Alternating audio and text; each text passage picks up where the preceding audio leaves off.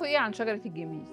طبعا كلكم دلوقتي هتقولوا لي ايه شجرة الجميز؟ بناكل الجميز، هنعمل ايه يعني في الجميز يعني؟ لا، عايزه اقول لكم على حاجه جميله جدا جدا من مصر القديمه من ايام الفراعنه، يعني ان شجره الجميز دي كانت رمز من رموز الحب. يا سلام، يعني كان اللي يحب حد كده كان ايه، يهديه جميز ولا يزرع له شجره جميز. قعدت اقرا في الموضوع ده كتير جدا، لقيت ان شجره الجميز دي اتكررت معايا كتير جدا، وقالوا ان هي بتعمل توازن بين القوه الكهربائيه والمغناطيسيه. يا سلام، وتلقب بيها يعني نساء كتير من ايام مصر القديمه او من الفراعنه، وكانت ترمز للحب وترمز لعلاقه الحب بين الحبيب والحبيبه. وكانوا بيزرعوا شجر جميز كتير جدا، وشفنا ده في الرسومات على المعابد لما بيعبروا عن علاقه حب بيرسموا لنا او ينقشوا لنا شجرة الجميز. تعالوا بقى، طبعا احنا عارفين، انا بعد ما درست علم الطاقة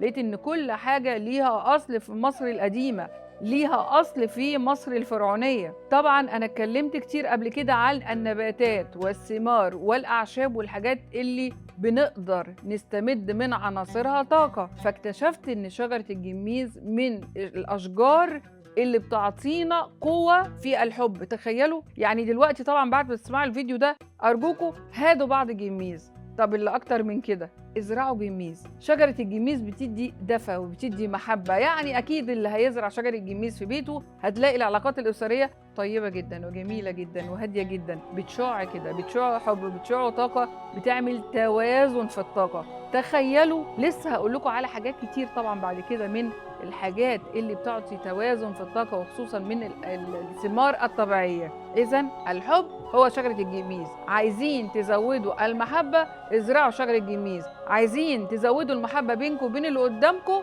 هاتوا جميز. كنت معاكم في طاقتك ومطرح.